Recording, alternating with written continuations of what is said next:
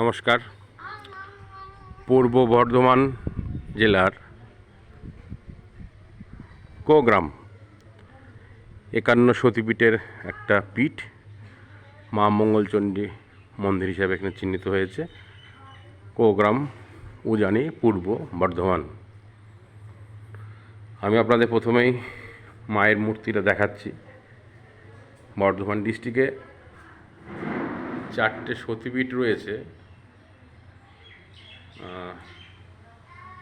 4টের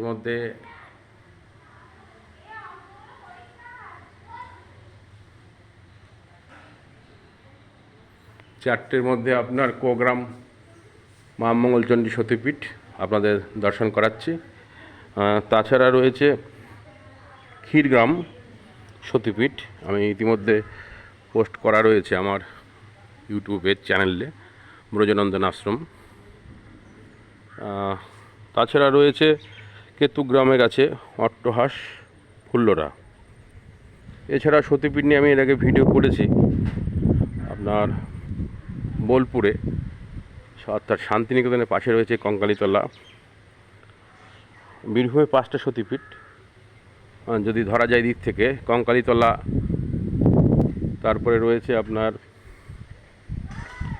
বক্রেশ্বর, লাভপুরের মা ফুল্লরা, আর সাঁইথিয়ার নন্দিকেশ্বরী, নলাটেশ্বরী রয়েছে, মুর্শিদাবাদে রয়েছে কিরিটেশ্বরী, নদিয়া জেলায় রয়েছে জুরানপুরের সতীপীঠ।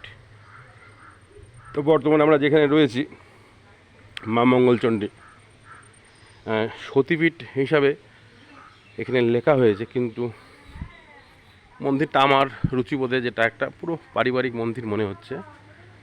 51 পীঠের যে একটা রমরমা, মানে মানুষের ভিড়, অগণিত দর্শকবিন্দু যে আনাগোনা, সেইটা চোখে পড়ছে না এই মুহূর্তে আমার কাছে। এবং আমরা মূল ফটক পেরিয়ে যে ঢুকলাম মন্দির ভিতরে, মূল ফটক পেরিয়ে ঢোকার পর রাস্তা এখনও পর্যন্ত মেঠো, রাস্তায় না পড়েছে ইট, না ঢালাই, না পিচ, মেঠো রাস্তা। মোটরসাইকেল নিয়ে আসার সমস্যা হচ্ছে। সেক্ষেত্রে সতীপীঠ যেহেতু রয়েছে, প্রশাসন বা পঞ্চায়েত অবশ্যই ওয়াকেবল করা দরকার এই বিষয়ে।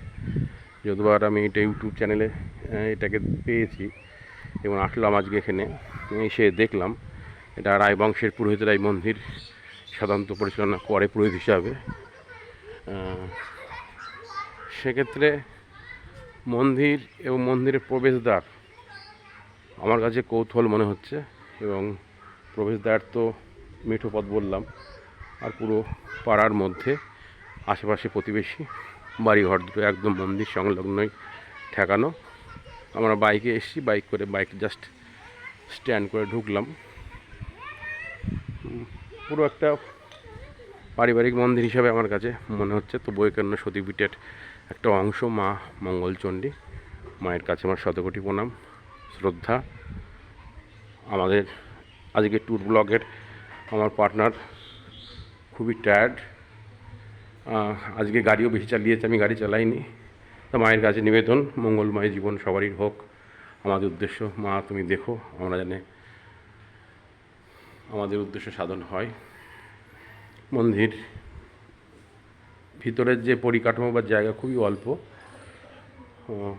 মেনগেট হয়তো 10 কাঠার ওপরে হয়তো মন্দিরটা এরকম একটা পর্যায়। পাশে একটা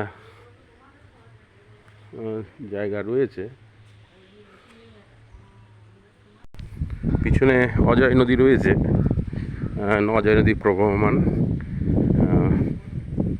সেই দিক থেকে একটা সুন্দর পরিবেশ রয়েছে। যদিও বা নদীটাকে আমি দেখানোর স্বার্থে যাচ্ছি।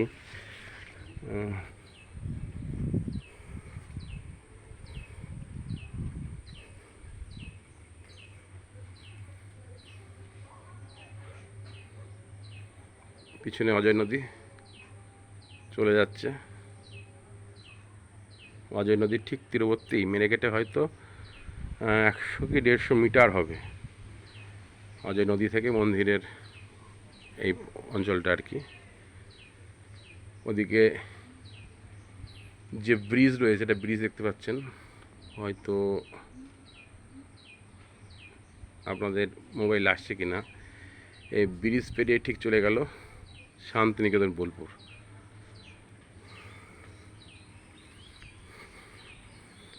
মন্দিরের এই নদীর ধারে ও মন্দির তৈরি হওয়া তো জায়গার পরিমাণ খুবই সামান্য মনে হচ্ছে, তাই না?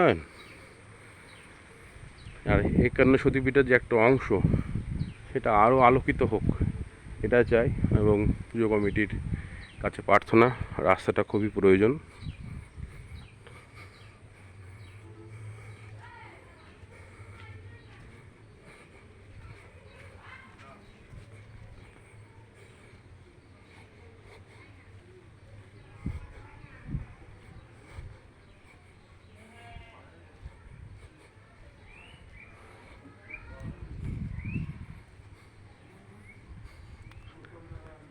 রাখলাম, নমস্কার, ভালো থাকবেন।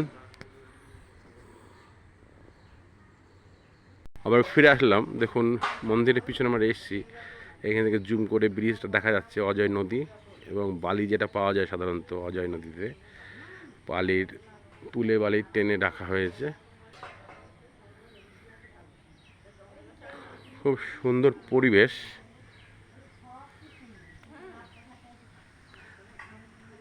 ঠাকুরমশাইকে খোঁজ করছিলাম, ঠাকুরমশাইয়ের কথা বলবো।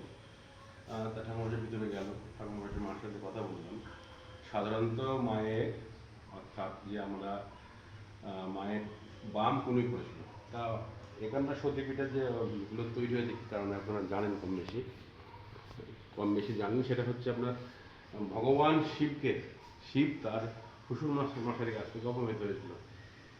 সেই অপমান হিসাবে দেবী দুর্গা তার দেহ ত্যাগ করেছিল। তখন শিব প্রচণ্ড রেগে সেই দেহ নিয়ে আর কি নাচানাচি করছিল। নারায়ণ দেখছিল যে খুবই অবস্থা খারাপ, তখন ভগবান নারায়ণ তার সুদর্শন চক্র দিয়ে দেবীর দেহের যে কোনো টুকরো করে বিভিন্ন জায়গায় পুঁতিত হয়।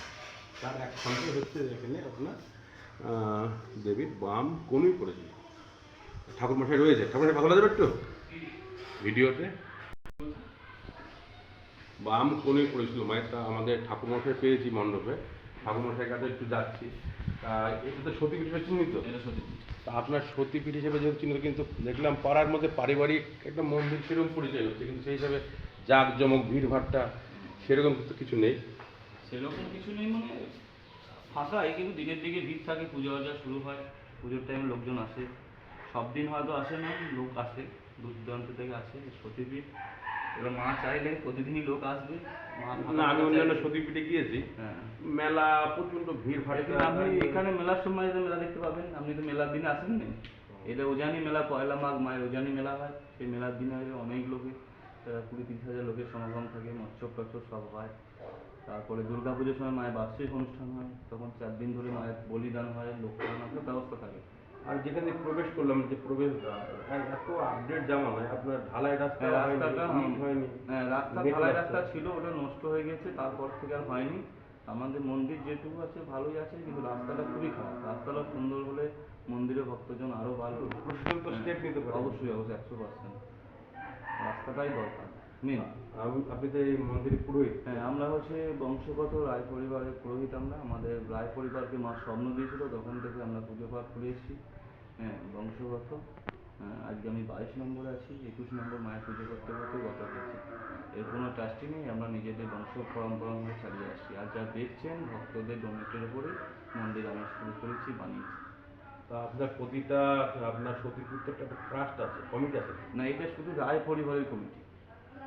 রায়পুরের কমিটি বলতে বলা যায় ব্যক্তিগত আপনাদের মন্দির? মন্দির সবারই, মানে একটা পরিবারের দায়িত্ব, একটা পরিবার অপরিক করছে, একটা পরিবারের দায়িত্ব। সতীপীঠ ধরুন যেভাবে হয়ে এসছে, সতীপীঠ তো আজকেকার নয়, যখন থেকে এসছে একটা এই অজয় নদীর পাড়ে একটা জঙ্গল ছিল, সেই জঙ্গলটা হচ্ছে রায় পরিবারের জঙ্গল। এই জঙ্গলের মধ্যে দেবীর অংশটা করেছিল। মা আদেশ দিয়েছিল যে আমার পুজো পর রায় বংশের লোক করবে, আলাদা অন্য পুরোহিত করে করবেন। তখন থেকে আমাদের রায় বংশের লোক। এবার আপনি ট্রাস্টি কিন্তু প্রথম থেকে কোনো মন্দিরই ছিল না। না ট্রাস্ট হ্যাঁ। গঠন হয়েছে হয়তো সত্যি মন্দিরের কি- ডেভেলপমেন্ট অনুসারে। হ্যাঁ, সেইটা এখন পরে ভিড়ভাট্টা পরে বা হয়েছে। জঙ্গল, কিন্তু হ্যাঁ। আপনি যখন থেকে Actually হ্যাঁ, actually সেটা ভাবতে হবে। ট্রাস্টি আপনি যদি কলকাতা কালীঘাটকে বলেন, ওটা এত বড় একটা ফেমাস জায়গা, ওখানে তো হতেই পারে।